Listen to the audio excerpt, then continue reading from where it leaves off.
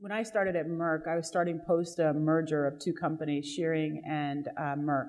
And they'd come together, and Merck itself had never really owned a consumer business.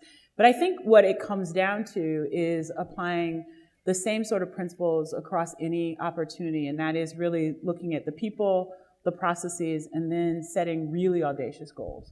And that's essentially what we did. We looked at it coming out of the gate. We decided what we wanted to be was a huge consumer products company within a pharmaceutical company. And as you can imagine, the cultures of consumer products and pharmaceuticals are quite different, in part because of the regulated and sort of timeline that is associated with pharmaceuticals and the shorter, faster paced timeline of consumer products. So we started out by getting the right people, going out and getting consumer products experts, which were not inside the business. There were a few people that had worked in consumer products for a long time, but most of the people were sort of legacy pharma people. And so we went out and we got the right people, the right mindset, people who understood fast-moving consumer products, and we put those people at the helm of the business.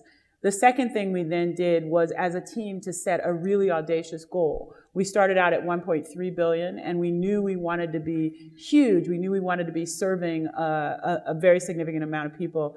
So we started out, we were serving about 200 million consumers. We said we want to serve 800 million consumers, and we want to be in excess of $2 billion in a very short time. So that was sort of the second piece. And then the third piece was really to create processes and culture that enabled that and empowered people. And in choosing the people, it was important to get diversity, people who really push back on me and on the way I think, because I actually think that's very underestimated. I think that, you know, the way you drive growth is to have people who challenge the way you think and model that out to the organization. So don't be afraid to let people see that you challenge one another as a leadership team, and that through that challenge you drive growth. Putting the consumer at the center of every conversation also stimulates that.